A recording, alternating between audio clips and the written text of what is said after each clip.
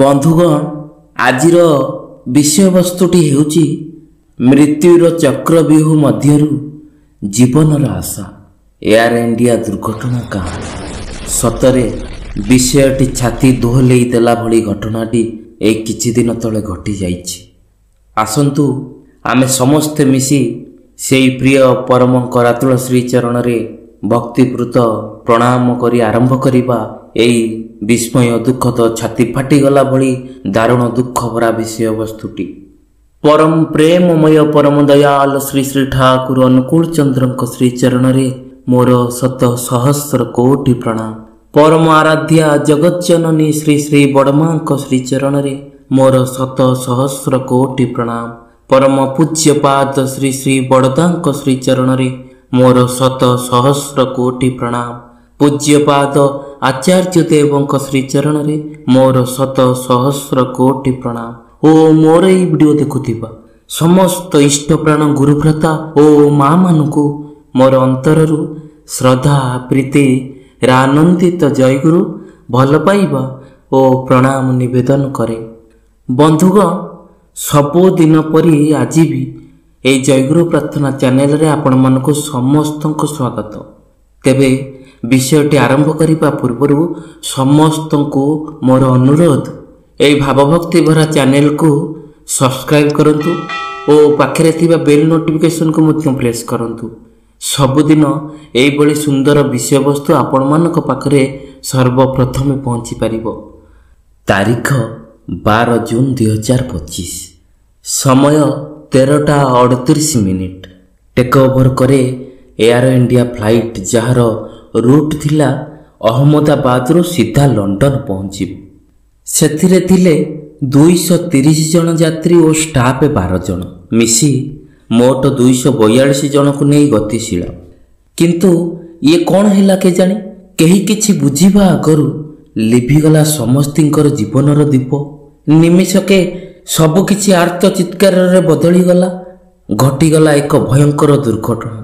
କେତେ ଯେ ପରିବାର ଉଜୁଡ଼ିଗଲେ, କେତେ ଆଶା କେତେ ସ୍ୱପ୍ନ ସବୁ ମାଟିରେ ମିଶିଗଲା। କେତେ ନୂଆ ତାରକା ଯିଏ ଭଲସେ ଦୁନିଆକୁ ଦେଖି ବି ନାହାନ୍ତି, ଆଖି ପଲକେ ସମସ୍ତଙ୍କୁ ଆପଣେଇ ନେଇଗଲା ସେଇ ଅଶୁଭ ସମୟର ଇଷ୍ଟ କାଳ ଦେବ। ଅତି ହୃଦୟ ବିଦାରକ ଘଟଣା ଆଜି ସମଗ୍ର ମାନବ ଜାତିକୁ ସ୍ତବ୍ଧ କରିଦେଇଛି। ପ୍ରଶ୍ନ ଆସେ, ଏମିତି ସବୁ କାହିଁକି ହେଉଛି? ଦିନକୁ ଦିନ କାନ ଶୁଣି ନଥିବା ଘଟଣା ହେଉ କି ଆଖି ଦେଖି ନଥିବା ଦୃଶ୍ୟ ସବୁ ସାମ୍ନାରେ ଘଟି କାହିଁକି ଯାଉଛି? ଚିନ୍ତା କଲେ ଏସବୁର ପ୍ରମୁଖ କାରଣ କ'ଣ? ଆଜି ପୃଥିବୀର କୋଣ ଅନୁକୋଣରେ ଘଟୁଥିବା ଘଟଣା ତ ନିମିଷକେ ଆପଣମାନଙ୍କ ପାଖରେ ପହଞ୍ଚି ପାରୁଛି। ଶୁଣୁଛୁ, ଦେଖୁଛୁ, ଆଉ ତାଙ୍କର ଦୁଃଖଦ ପରିସ୍ଥିତିରେ ଭଗବାନଙ୍କର ପାଖେ ଶକ୍ତି ସାହସ ଧୈର୍ଯ୍ୟ ଦିଅନ୍ତୁ ବୋଲି ଗୋଟେ ଛୋଟ କମେଣ୍ଟସଟିଏ ଲେଖି ଜଣେଇ ଦେଉଛୁ, ଆଉ ତାପରେ ଚୁପଚାପ ହେଇ ରହିଯାଉଛୁ, ଯେପରି ସମାଜରେ କୌଣସି ପ୍ରଭାବ କାହାରି ଉପରେ ନ ପଡ଼ିଲା ପରି ମନେ ହେଉଛି। କହିବାକୁ ଭାରି କଷ୍ଟ ଲାଗୁଛି, ହେଲେ ଥରେ କେହି ପଚାରୁନାହାନ୍ତି ଏମିତି କାହିଁକି ହେଉଛି? ଆଜି ସବୁ କ୍ଷେତ୍ରରେ ନାହିଁ ନଥିବା ଅସହନୀୟ ଦୁଃଖ ଦୁର୍ଦ୍ଦଶାରେ ଭୋଗାତୀତ ମଣିଷ ବୁଝିପାରୁନି କାହିଁକି ପ୍ରତି ସମୟରେ ବିପଦ ଆମ ଆଡ଼ିକି ମାଡ଼ି ଆସୁଛି। ମନେ ହେଉଛି ମାନବ ସଭ୍ୟତାର ଅସ୍ତିତ୍ୱ ସମ୍ପୂର୍ଣ୍ଣ ଭାବେ ଲୋପ ପାଇବାକୁ ବସିଛି କି? ଏହି ବିଷୟ ଉପରେ ଜଣେ ମହାନ ପୁରୁଷ, ମହାନ ଗୁରୁ କହି ଉଠିଲେ, ମଣିଷର ବଢ଼ୁଥିବା ଅଜ୍ଞ ମହତ୍ୱାକାଂକ୍ଷା ଓ ପ୍ରକୃତିର ଅନିୟନ୍ତ୍ରିତ ଶୋଷଣ ଆଉ ପ୍ରକୃତିର ସହିତ ଅନ୍ୟାୟ ଆଚରଣ ପୃଥିବୀର ଧ୍ୱଂସର ଏକ ପ୍ରମୁଖ କାରଣ ପାଲଟିଛି। ଅନ୍ୟପକ୍ଷେ ଏଇ ଯେ ପରିବେଶ ଅସନ୍ତୁଳନ ଏକ ବିଶ୍ୱବ୍ୟାପୀ ସଙ୍କଟ, ଯାହା କେବଳ ଖାଲି ପୃଥିବୀ ପାଇଁ ନୁହେଁ ବରଂ ସମଗ୍ର ମାନବ ସଭ୍ୟତାର ଅସ୍ତିତ୍ୱ ପାଇଁ ମଧ୍ୟ ବିପଦକୁ ବୃଦ୍ଧି କରିଛି। କାହିଁକି ଏ ମଣିଷ ବୁଝୁନି? କ'ଣ ଅଛି ଏ ଜୀବନରେ? ମୁଁ ଯାହା ସଞ୍ଚୟ କରିବାରେ ଲାଗିଛି, ମୁଁ ଯେଉଁ ଶକ୍ତିର ବଳରେ ଧାଉଁଛି, ମୁଁ ଯେଉଁ ଭବିଷ୍ୟତର ସ୍ୱପ୍ନକୁ ପୂରା କରିବାକୁ ଏବେଠୁ ରାତି ଦିନ ପରିଶ୍ରମ କରି ଚାଲିଛି, ଇଏ ସବୁ ଗୋଟେ ସେକେଣ୍ଡରେ ମାଟିରେ ମିଶିଯିବ, ଏହା ବି ସତ। କହିବାର ଅର୍ଥ ହେଉଛି, ବନ୍ଧୁଗଣ, ଯେଉଁ ଜୀବନରେ 1 ସେକେଣ୍ଡ ପରେ କ'ଣ ହେବ ତାର କୌଣସି ଖବର ନାହିଁ, କାଲି ସକାଳେ ମୁଁ ଉଠିବି କି ନାହିଁ ତା ବି ଜଣା ନାହିଁ। ଆଉ ସେଇଠି ମୁଁ ସ୍ୱପ୍ନ ଦେଖେ ଭବିଷ୍ୟତରେ ସୁନେଲି କିରଣର ଆଶାରେ ମୁଁ ଆଜି ସବୁକିଛି କରି ଚାଲିଛି। ଭାବୁଛି ପରିଶ୍ରମ କରୁଛି, ନିଶ୍ଚୟ କିଛି ନା କିଛି ଫଳ ମିଳିବ ମୋତେ। କ'ଣ ଅଛି ଜୀବନରେ କହିପାରିବ? ମଣିଷ ଜୀବନର ନିଶ୍ୱାସ କେତେବେଳେ ଛାଡ଼ି ଚାଲିଯିବ ତା କେହି କହିପାରିବେ ନାହିଁ। ଆଜି ଆମମାନଙ୍କର ଜୀବନ ସବୁଠି ଅସୁରକ୍ଷିତ କେବଳ ତାଙ୍କ ଛଡ଼ା, ଅର୍ଥାତ୍ ଗୁରୁ କୃପା ହିଁ କେବଳ। ଏଥିପାଇଁ ଇଷ୍ଟ ଗ୍ରହଣ ବା ଗୁରୁ ଗ୍ରହଣ ନିତାନ୍ତ ଆବଶ୍ୟକ ଆମ ସମସ୍ତଙ୍କ ପାଇଁ। ଏହିପରି ମହାନ ଗୁରୁ ଜଣେ ସୋସିଆଲ ମିଡ଼ିଆରେ ଏକ ସୁନ୍ଦର ରଚନାଟିଏ ପରିବେଷଣ କରିଥିଲେ, ଯାହା ମୁଁ ଏଠି ନ କହି ରହିପାରୁନାହିଁ। नियम से कोई तरे ना पत्थर, जीना नीचे जाए, कुदरत की कानून में राम ना आड़े आए। अर्थात भगवान मझिरे आसंती नहीं, तुम्हारे कर्म के अनुसार तुम तैरोगे या डूबोगे, सीधा हिसाब है ये दुनिया में। ये धरती का क्या बीज से नाता, ये धरती का क्या बीज से नाता, जैसा बीज बोया जाता उसी स्वभाव गुण धर्म को लेकर कड़वा मीठा फल बन जाता। कुदरत का कानून है धरती, कुदरत का कानून है धरती, कर्म तुम्हारे बीज, एक बीज के फल हजारों, हजार फलों के लाखों बीज। कहे नंद नहीं कोई जगत में नरक स्वर्ग कोई देने वाला, नरक स्वर्ग हम स्वयं रचते, पल पल जैसा बीज को डाला। वह आहार व्यवहार विचार से हर पल बीज जो बोए, पल पल फल बनता गया, अचानक कुछ ना हुए। कहे नंद जागे रहो, कहे नंद जागे रहो, सचेत रहो हर पल, इस पल बोया बीज ही फल लाएगा कल। अति सुंदर भावरे से वर्णना करिसंती। आजी सबुठी बंचिबा बढ़िबा को नहीं समस्या, अर्थात ये जुगर श्री श्री ठाकुर कंठर से दिन झरी आसीथिला सेही कथा पदिए, धर्म जेबे विपाक बाहने व्यर्थ अर्थे धाए, प्रेरित पुरुष हुअन्ति आविर्भूत पापी परित्राण पाए। श्री श्री ठाकुर धर्मर व्याख्या देवाकु जाई कहिसंती, आमर एई बंचिबा ओ बढ़िबार मर्म ही हेउची धर्म। ए विश्व रे जेतक विपद ओ समस्यार कथा शुणुछे से सबुर मूल उत्पत्ति हेले अमंगल रास्तार जीवार कुफल। तेणु सबु समस्यार संकट को धर्म संकट कहले ठीक हेबो। माने समस्ते धर्म बाटरे चलिले जाई सबु समस्यार समाधान भी होई परिबो।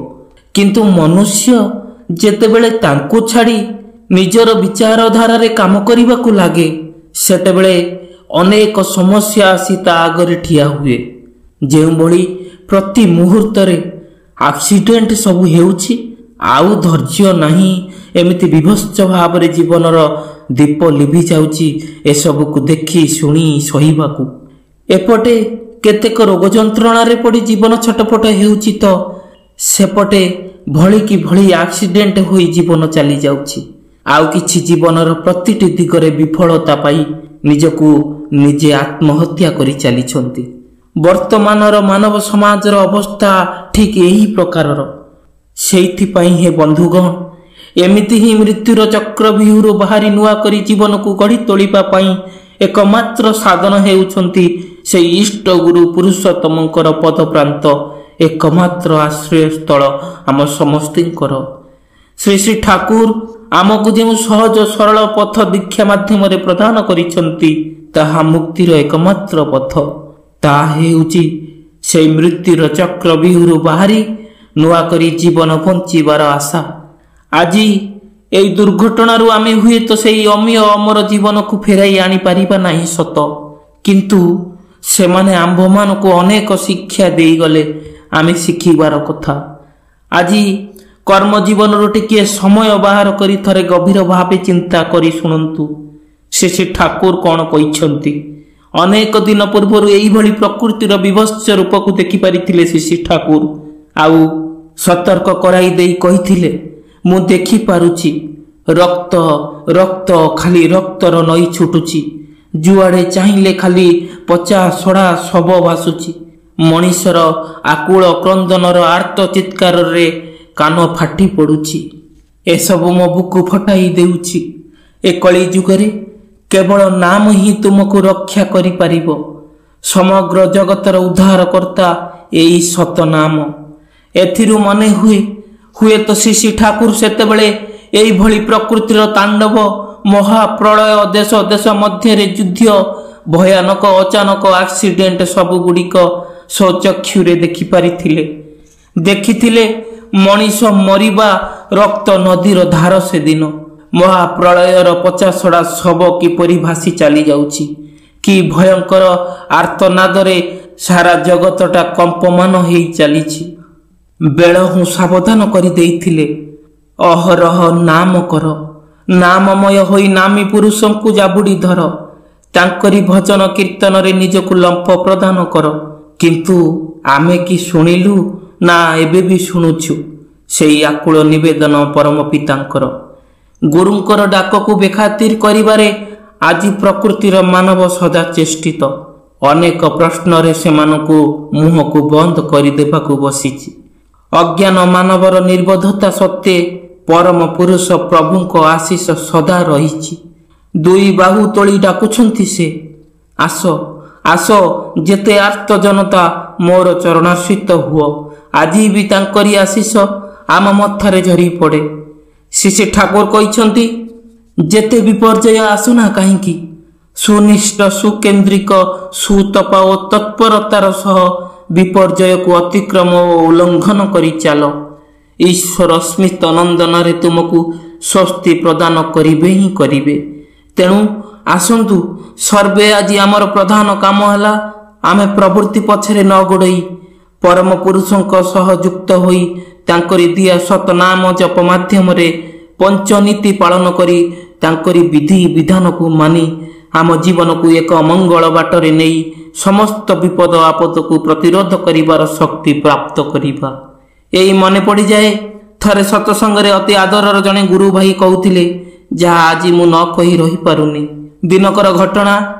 ଆଖି ସାମ୍ନାରେ ବନ୍ୟା ଜଳ ହଠାତ୍ ଘର ଭିତରେ ପଶିଗଲା। କିଏ କିଛି ବୁଝିବା ଆଗରୁ ପାଣିର ପ୍ରଖର ସୁଅ ସବୁ ନଷ୍ଟ କରି ପକାଇଲା। ଦେଖୁ ଦେଖୁ କିଏ କେତେ ଆଖି ସାମ୍ନାରେ ଭାସିଗଲେ। ସେହି ଭଦ୍ରଲୋକ ଜୀବନ ବିକଳରେ ଘରର ଆଟୁ ଉପରେ ଆଶ୍ରୟ ନେଇଥିଲେ। ହଠାତ୍ ଦେଖନ୍ତି ତାଙ୍କ ସାମ୍ନାରେ ଶ୍ରୀ ଠାକୁରଙ୍କ ଫଟୋ ଭାସି ଯାଉଛି। କିଛି ନ ଭାବି ଭାବ ବିଭୋର ହୋଇ ଠାକୁରଙ୍କ ଫଟୋଟିକୁ ଉଦ୍ଧାର କରିବାକୁ ଯାଇ ପାଣିକୁ ଡେଇଁ ପଡ଼ନ୍ତି। କିଛି ଦୂରରେ ଫଟୋ, ଆଉ ତାଙ୍କ ପଛେ ପଛେ ଇଏ ଭଦ୍ର ବ୍ୟକ୍ତି। ଯେତେବେଳେ ସେ ସେଇ ଫଟୋଟିକୁ ଧରିଲେ, ଦେଖିଲେ ସେ ଯେଉଁ ଘରେ ଆଶ୍ରୟ ନେଇଥିଲେ ଆଉ ସେ ଘର ନାହିଁ। ଆହୁରି ଜୋରରେ ଫଟୋଟିକୁ ଜାବୁଡ଼ି ଧରି ଭାସି ଭାସି ଗୋଟେ ଗଛ ଉପରେ ପହଞ୍ଚିଛନ୍ତି। ପଛରେ ଘରର ଚିହ୍ନ ଭିନ୍ନ କିନ୍ତୁ ଆଉ ନଥିଲା। ତେବେ ଦେଖନ୍ତୁ ପ୍ରଭୁଙ୍କର ଇଏ କି କରୁଣା। ତାଙ୍କୁ ଯିଏ ଜାବୁଡ଼ି ଧରେ ସେ ସମସ୍ତ ବିପଦରୁ ଉଦ୍ଧାର ପାଏ ଆଉ ନିଜର ଜୀବନକୁ ବଞ୍ଚାଇ ପାରେ। ତାର ନିଜ ପାଇଁ ଚିନ୍ତା କରିବା ଆବଶ୍ୟକ ନାହିଁ। ପ୍ରଭୁ ହିଁ ତାର ଜୀବନର ଭରଣ ପୋଷଣର ସମସ୍ତ ଦାୟିତ୍ୱ ନେଇଯାଇଥାନ୍ତି।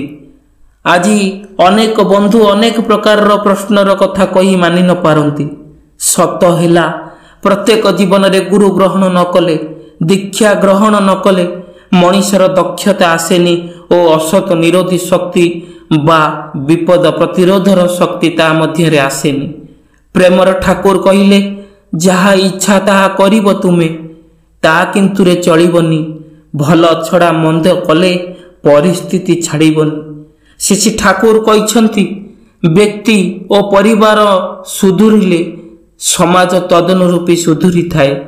ଏହିପରି ଆଦର୍ଶକୁ ମାନି ଚଳିଲେ ଜୀବନରେ ଆସୁଥିବା ସମସ୍ୟା ପ୍ରତି ପଦକ୍ଷେପରେ ନିୟନ୍ତ୍ରଣ ହୋଇପାରନ୍ତା।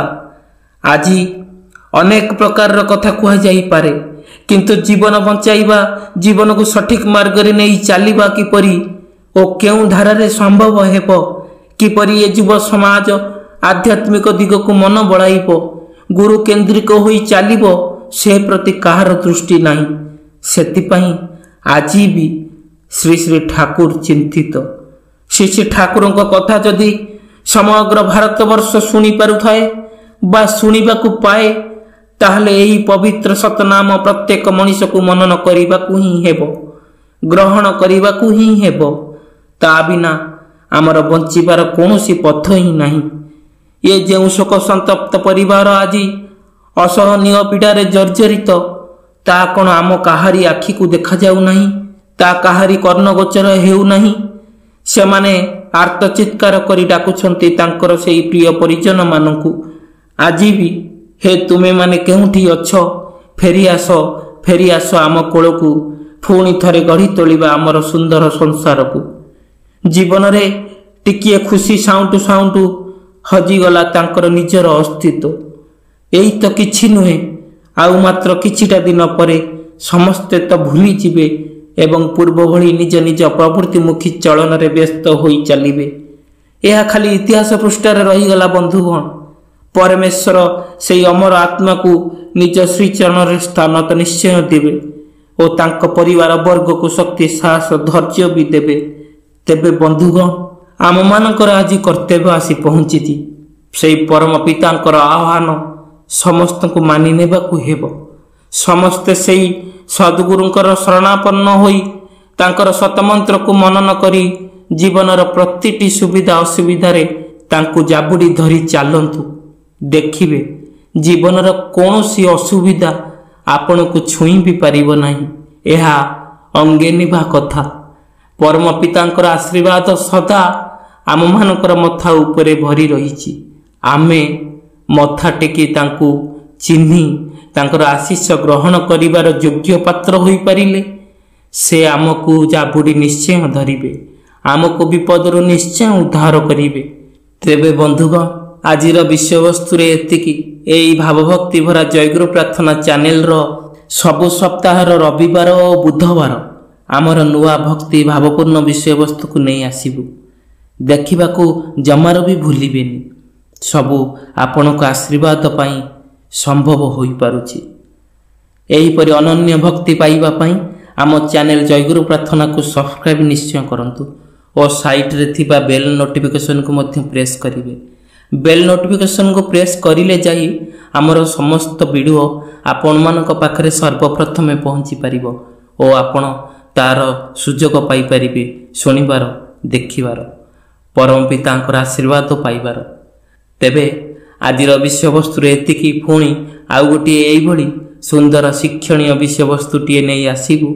ସେ ପର୍ଯ୍ୟନ୍ତ ଜୟ ଗୁରୁ।